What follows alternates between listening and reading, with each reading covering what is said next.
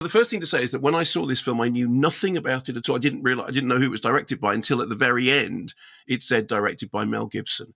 Now, of course, this is important because, as you probably know, that Mel Gibson, along with Jon Voight and Sylvester Stallone, was recently named a special White House ambassador to Hollywood, as the orange, guy said. It is my honor to announce Jon Voight, Mel Gibson, and Sylvester Stallone to be special ambassadors to a great but very troubled place, Hollywood, California. He went on to say, they will serve as special envoys to me for the purpose of bringing Hollywood, which has lost much business over the last 4 years, to foreign countries back, bigger, better, and stronger than ever before. So basically, Trump has sent his spies into Hollywood to bring it back bigger and better. And Gibson responded by saying, I heed the call. My duty as a citizen is to give and help and give help and insight that I can. So essentially, Mel is, he's a public servant. He's a public servant at large in Hollywood,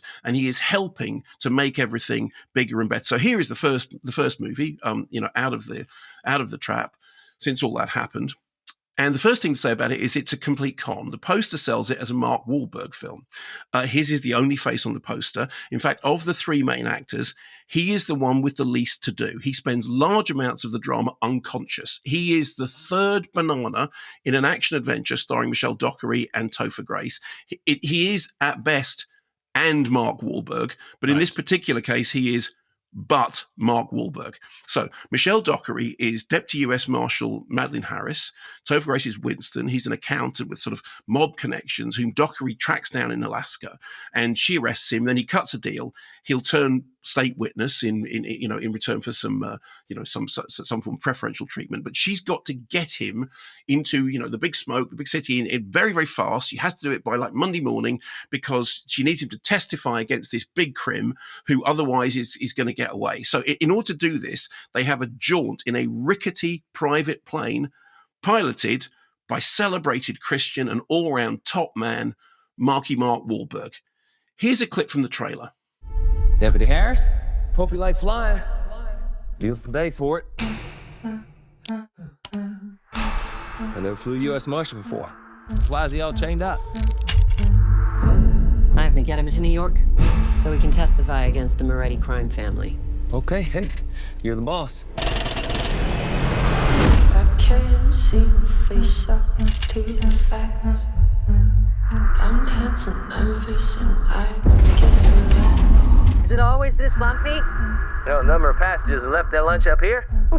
I can open a snack bar. You heard in the background the reimagined sounds of Psycho Killer, Qu'est-ce que c'est, or in this case, Psycho Killer, WTF. So it's revealed very early on that Marky Mark's character is bald. And apparently, and I only know this from news stories that I've looked up subsequently, apparently he didn't want to wear a bald cap.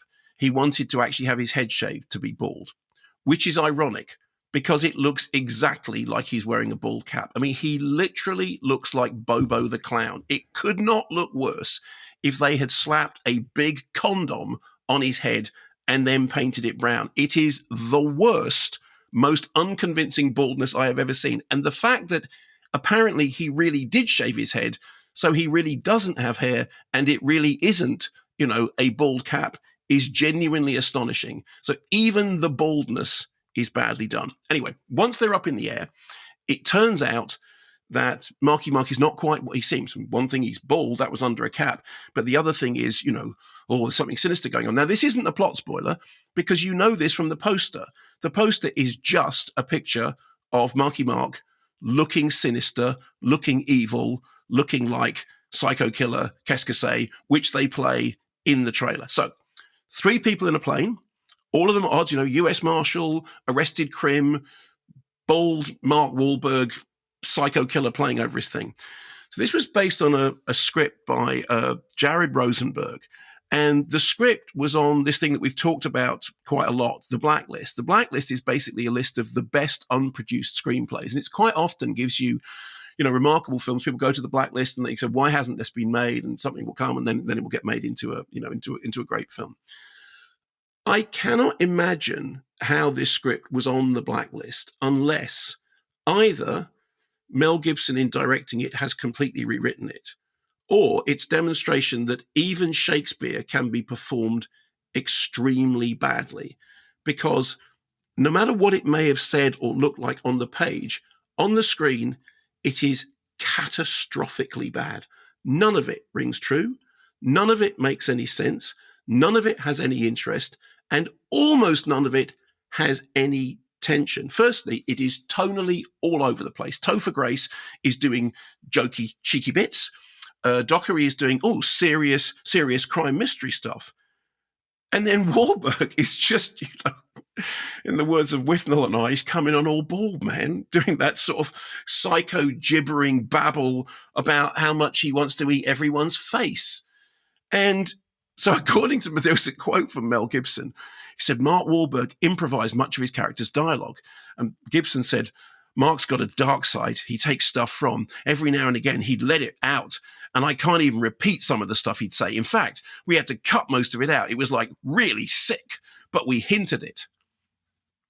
Hollywood's top Christians. Hooray. So to make it worse, there is a preposterous second level story happening on the radio, because they're in radio contact with people on the ground, which is all about sinister FBI double crossing. So again, of course, Gibson, this is deep state corruption. So that is meant to be like this kind of twisty mystery, but it's kind of just, for heaven's sake, stop this bumfoolery.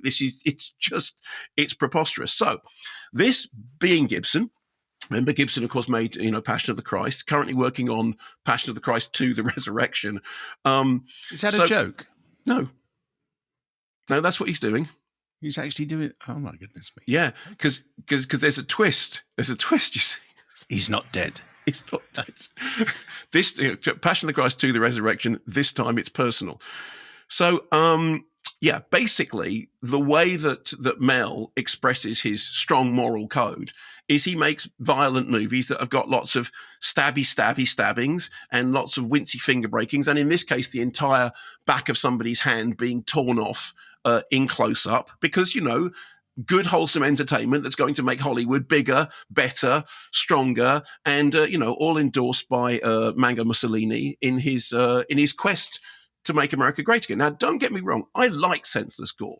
Okay, I'm a fan of senseless gore. In fact, one of the things I liked about The Passion of the Christ is it is one of the goriest gore movies I have ever seen. I mean, I've seen the Texas Chainsaw Massacre and I've seen Cannibal Holocaust, and The Passion of the Christ is one of the nastiest, most sort of, sadistically violent films ever, as Peter Bradshaw once rather brilliantly said of the crucifixion in The Passion of the Christ. He's not just crucified, he's more crucified than anyone has ever been crucified before, whilst the two thieves either side of him appear to be enduring crucifixion light. Now, I like senseless gore, but if I'm going to have it, I would rather have the kind of, unapologetic, enjoyably trashy senseless gore of Dragged Across Concrete than this. And of course, also, this is a 15 certificate, so it's kind of having its cake and eating it. It's not giving you full-on disemboweling. It's just giving you the wincy sight of somebody having the back of their hand pulled off. What's most remarkable about this is that Gibson, who, is a director of some note. I mean, he made the incredibly visceral, Apocalypto, which I think is, it's a film that's like a whole film is a chase sequence, and it's incredibly propulsive.